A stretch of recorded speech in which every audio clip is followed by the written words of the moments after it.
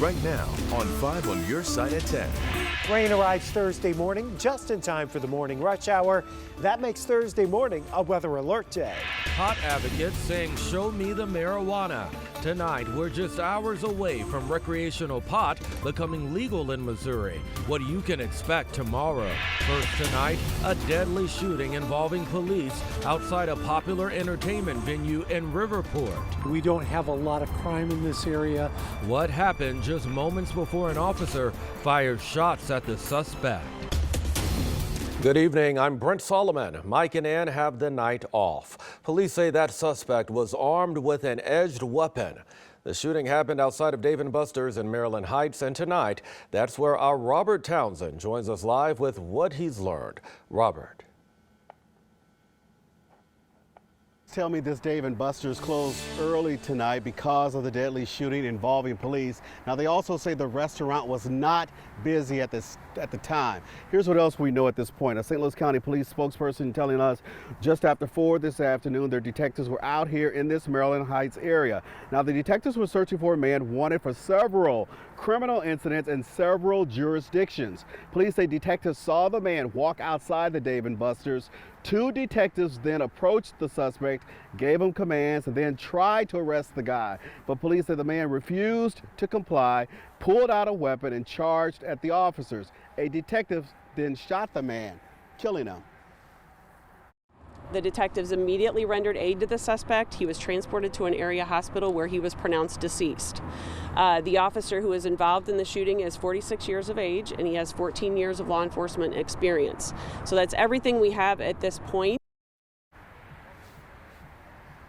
The suspect was 48 years old. None of the officers were hurt. I just found out that the Dave & Buster's video section is still open right now and will close tonight at midnight. We're live in Maryland Heights. Robert Townsend, 5 on your side. All right, Robert, thanks. We're following a developing story now out of North St. Louis. Tonight, people are looking for the driver of a stolen SUV that was involved in a deadly crash. The crash happened this afternoon at Theodosia and Arlington in the Wells Goodfellow neighborhood. St. Louis police say 3 men were fleeing from the anti-crime task force at high speeds. At one point, they deployed stop sticks. 2 tires blew out, but the driver kept going for several more blocks. It appears that it spun out of control, hit a parked car that was occupied in the block right there, and then spun out and ended right here at this intersection. The driver got out of the car and ran away. A backseat passenger in that suspect's stolen car died. A front seat passenger and 2 people in the parked car have minor injuries tonight. Let's go ahead and take a live look now over the St. Louis Arch. All is clear at this hour, but rain is moving in overnight, and it could be heavy. That's why tomorrow's a weather alert day. Chief Meteorologist Scott Cano now with the Weather First forecast. Well, Brent, the heaviest rain will go by to the south of St. Louis, but with the timing of that rain pushing into the metro area, especially during the early morning rush hour, there are going to be some slow spots, certainly, as we make our way through Thursday morning. Let's show you what's going on. We look down in Arnold right now, 44 degrees in Arnold. We are tracking at this point the rain farther to our south and southwest. You actually have some heavier rain that's starting to fall down across southern Iron County, Reynolds County. Our southern counties here, a ½ inch to 1 inch out of this whole deal. But for the metro area, it will be lesser amounts. It's the timing that has prompted the weather alert for tomorrow morning, because that rain comes in here during the early morning rush hour and probably creates some problems for us. So a weather alert day for Thursday morning. The rain will be arriving overnight. The early rush hour is wet tomorrow morning, and the heavier rain is south of St. Louis. The rain will ease by midday into the afternoon, but there's another weather system that impacts us over the weekend, and a third one that we're tracking for next week. We'll see in about 12 minutes. All right, we'll look forward to that. Tonight, the Roxana High School community is mourning the loss of a former wrestling standout. 22-year-old Alexander McGuire died in a crash last night on State Road 3 near Oldenburg Road in Madison County. Police say he was driving the wrong way and hit another car head on. The other driver was taken to the hospital with injuries. Starting tomorrow, recreational marijuana use and possession will be legal in Missouri 1 month after voters passed Constitutional Amendment 3, now known as Article 14. Tonight, Laura Bachesky is here to explain why those medical marijuana cards will still matter. Laura. Yeah, Brent, the important thing to know is just because marijuana will be legal to have and use recreationally in Missouri in a matter of hours, it does not mean it's time to rush to the dispensary. There's still a process those stores have to go through. What's important to understand about December 8th is it is the day the arrests will stop. It is the day it will no longer be against the law for adults in the state of Missouri to possess up to 3 ounces of marijuana. And that means very soon dispensaries like Starbuds in University City that already sell medical marijuana will be able to sell recreational products as well if they apply for a comprehensive license. We're guessing it's going to be about February 8th. The state said it could be a little bit sooner. But until then, we should be just accepting the Missouri patient cards.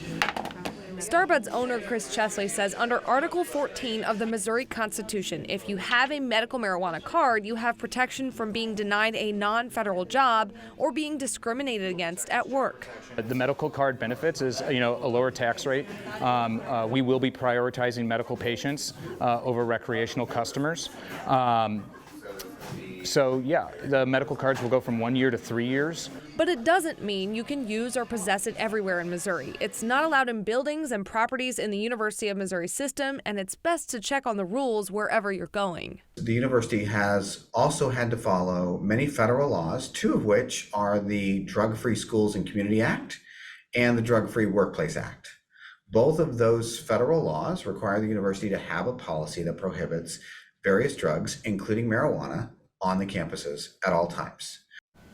Starbuds says they're happy to answer questions about medical cards and recreational use and expect to be answering the state's questions tomorrow to start the comprehensive license process. Brent. All right, Laura, thanks for that breakdown. Tonight, a new infusion of cash may save a Metro East Public Defender's office from the brink of collapse. The chief public defender for St. Clair County says its agency was struggling due to low staffing and rising caseloads. Right now, attorneys are handling triple the amount of caseloads than what is recommended. Late today, we learned the chief judge and county board chairman agreed to add $200,000 to the budget to help with raises and filling open positions. Absolutely. Our salaries were not competitive with any other public defender's office in the state, and then also our caseloads were just really unbearable. We're happy about that. We should be able to raise our salaries up a little bit for the people at the bottom and hopefully attract some new lawyers to fill the vacancies that I have. The chief public defender hopes this leads to a steady stream of funding from the county. She's also hoping for new grants that may come from the state's Safety Act, which takes effect next month.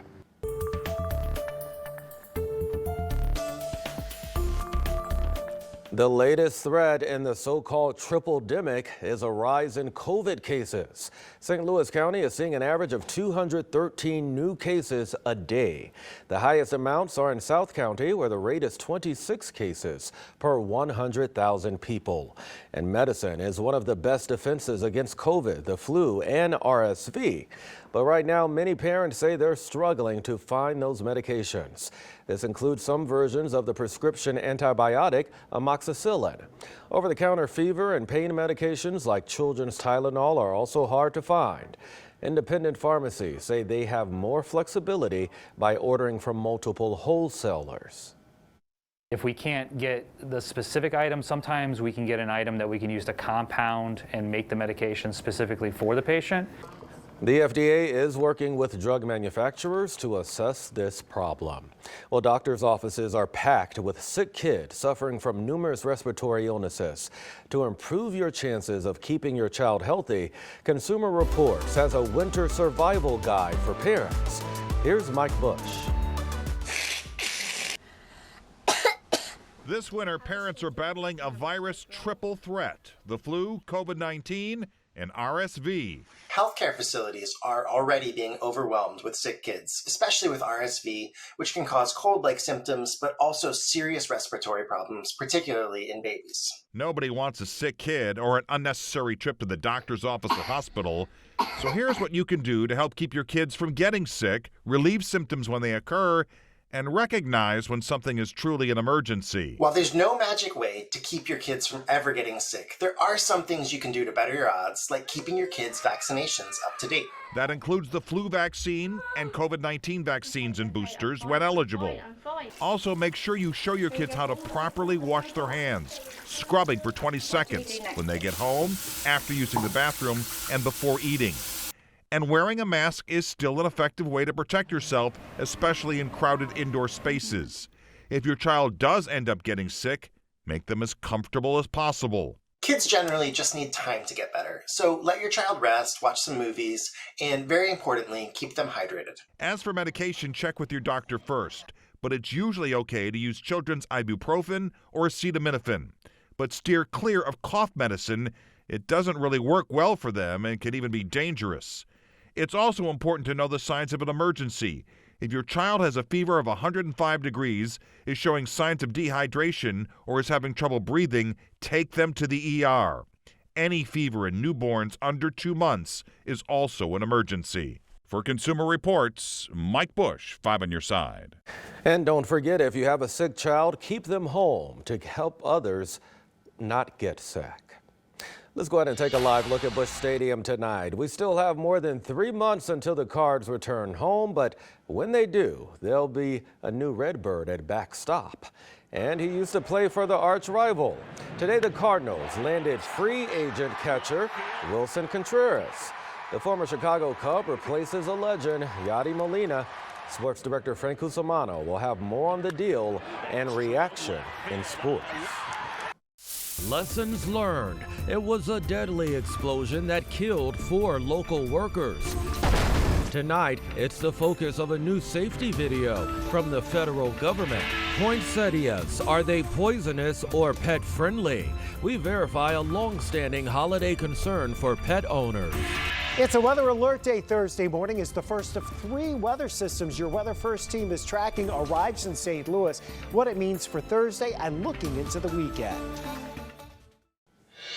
New tonight, 5 years after a fatal explosion at the Loy Lang Box Company, the federal government just released a safety video about that disaster.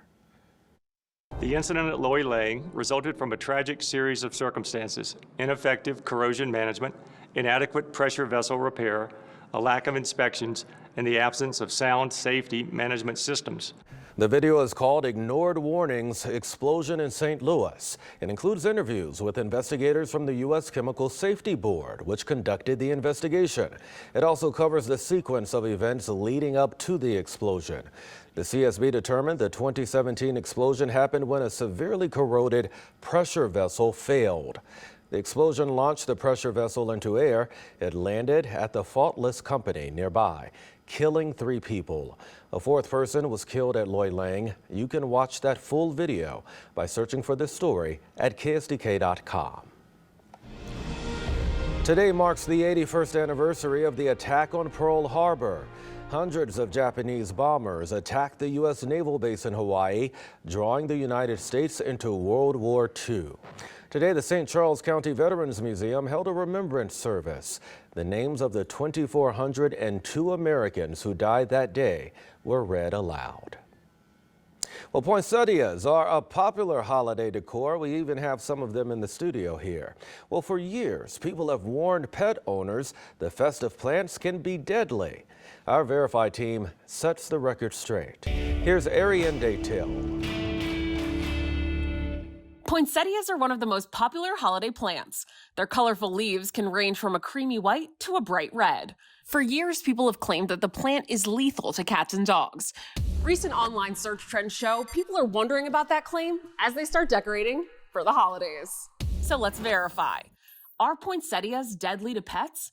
Our sources are the ASPCA, the American Kennel Club, and the Pet Poison Helpline. Snap open a leaf of the plant and its milky white sap will ooze out. The chemicals in the sap are similar to those found in detergents. If cats and dogs consume them, they may experience gastrointestinal irritation, such as nausea, vomiting, drooling, or sometimes diarrhea. Contact with the sap can also cause skin irritation, including redness, swelling, and itchiness. But all three of our sources agree that chemicals found in the plant's sap are only mildly toxic to pets, not fatal. The Pet Poison Helpline website says claims about pet poisoning from the plant's sap are greatly exaggerated. So we can verify, no, poinsettias are not deadly to pets. But consuming the sap and the plant's leaves in general is still not good for them. So to be safe, the American Kennel Club recommends keeping poinsettias out of your pet's reach during the holiday season. The ASPCA says holly and mistletoe, which can cause gastrointestinal irritation as well as cardiovascular problems when ingested, should also be kept out of your pet's reach.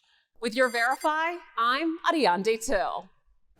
And if there's something you'd like us to verify, you can send us an email at verify@ksdk.com. Freezing fog is being blamed on a 30-car pileup in Washington state. 18 cars and 12 semi-trucks crashed on I-90 about 100 miles southwest of Seattle. Only minor injuries were reported. While freezing fog was the main contributor here, police say speeding also played a factor in that pileup. Freezing fog is not an immediate concern here, but the rain is. Weather First Chief Meteorologist Scott Connell even calling for a weather alert day tomorrow. You know, and it's because of the timing of the rain that's fairly widespread tomorrow morning. It'll move in during the early morning rush hour. But Brent, like you said, no problems with freezing or frozen precipitation in the near future, at least through the next 7 to 10 days. We're on the warm side of the system. Now, that may bring us some other problems that we'll talk about in a few minutes.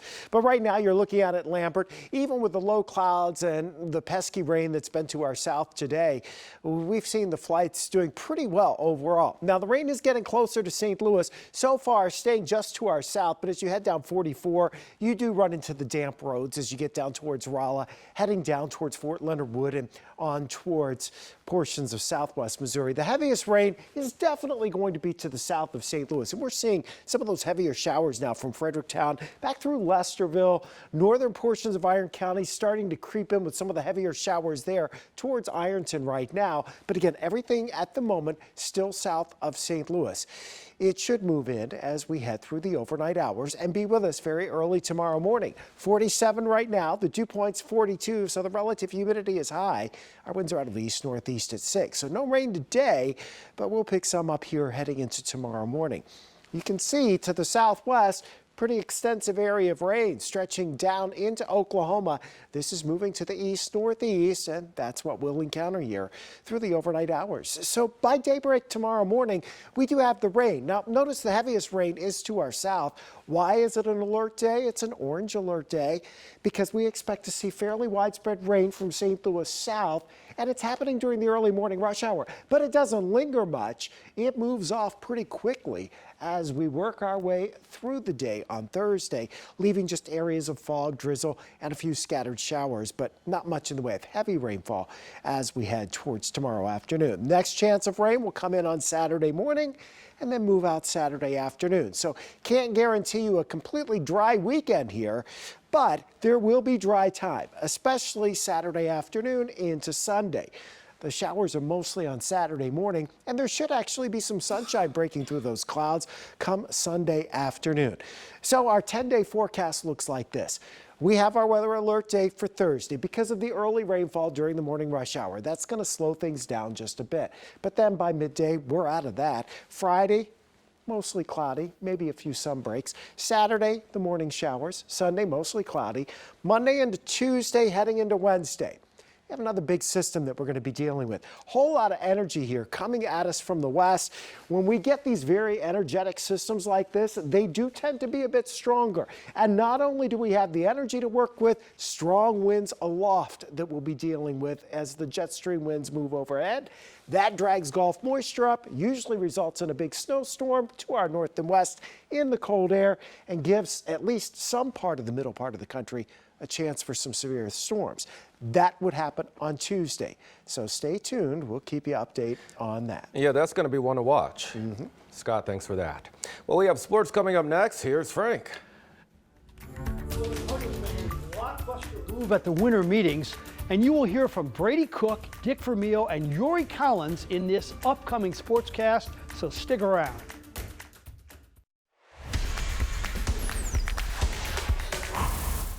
I don't know about the rest of you, but I positively love the signing of Wilson Contreras by the Cardinals. There is a telling offensive stat called OPS. It's your on-base percentage plus your slugging. By this signing today, you've improved your OPS at the catcher spot by 280 points. We have a slugger who catches now, folks. He was expensive, $87.5 million. I can assure you they can afford it. It's the most money the Cardinals have ever given to a player who wasn't on the team previously. Why? Well, Contreras has the resume. 4 seasons of 20 homers or more, 3 All-Star seasons. They needed a 5th-place hitter, and that's what Contreras will do. And at age 30, 5 years is reasonable. He brings a good spot in the order, number 5. He can hit a home run. He's more offensive than defensive. So let's be clear here. He's not going to remind you of Yadier or Mike Matheny or Tom Pagnazzi. He's going to be a guy that's going to put it in play. And I think that what the Cardinals have decided, they need more offense, especially in the middle of the order. So he was my second choice. I know he was your first, but I can live with it, and especially for the price. Mike Claiborne was at the downtown MAC tonight for the Jack Buck Awards. Mike received the Burns and Bragg Award. Nolan Arenado, Sports Personality of the Year. Former Blues player and longtime executive Bruce Affleck won the club's Jack Buck Award. The Billikens, Yuri Collins won the Carl Bauer Award for the area's best amateur athlete. And the new Hall of Famer Dick Vermeil received the Bob Plager Legends Award. I asked the coach what celeb did he hear from after making the Pro Football Hall of Fame that surprised him. First one that startled me was Mario Andretti. What? I'm a fan of auto racing, you Yes, know, that's and your passion. he called and said congratulations and all. That really touched me, you know. To win an award with Jack Buck's name on it, what does it mean? Well, I can't believe it. I read the letter and I'm just going, oh my gosh, this is incredible. I got to know Jack a little bit when he was around and he's been gone for too long, but and some of the other people have won the award too. Mutuals on that list, you know, Stillman, Chase, and other people, but it was just incredible. I had to read it twice to believe it. Being recognized for something like this among all the great people who have got this award before, it's just something I can't really put into words, but it's very special. So Mizzou quarterback Brady Cook has become one of the more scrutinized athletes in our region. I guess if you are the quarterback of the state school, second guessing comes with the territory.